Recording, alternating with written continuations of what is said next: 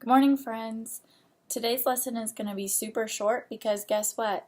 You made it to the very end of the module and this is all review for you.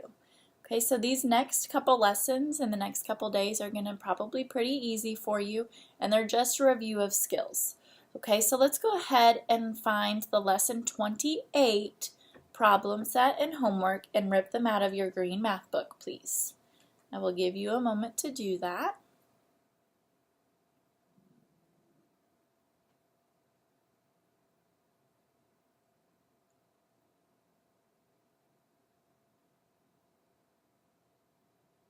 Okay, and let's begin. So let's look at number 1 on the lesson 28 problem set. It says shade the models to compare the fractions. Circle the larger fraction for each problem. Guess what, friends? We did this like back in lesson 3, so I know that you can handle it. Okay, so if you look at the first fraction strip, it wants us to shade in 2/5. Okay, so shade in 2 out of the 5. Easy. Then the second one says 2/3. So you need to show 2/3. So you're going to shade in 2 out of the 3.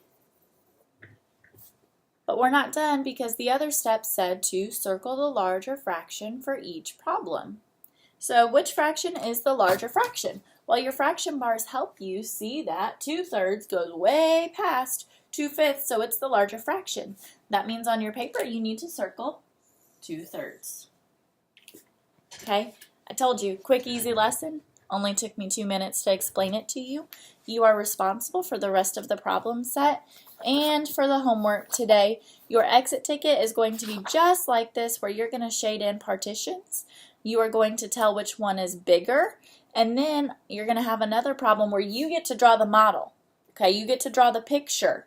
But remember, like yesterday's lesson, I told you, if you're drawing one hole, your 2 boxes have to be the exact same size. See how these boxes are the exact same size?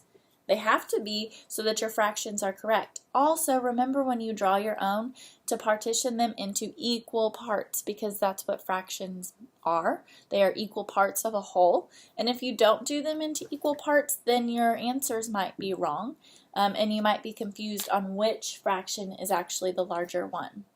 Also remember, friends, that most of the time, if it's a smaller denominator, that means that it's a bigger fraction, as long as the parts are equal. So since these are both 2 parts of thirds or 2 parts of fifths, the thirds are going to be the bigger because it's a less number of pieces that you're splitting the whole into.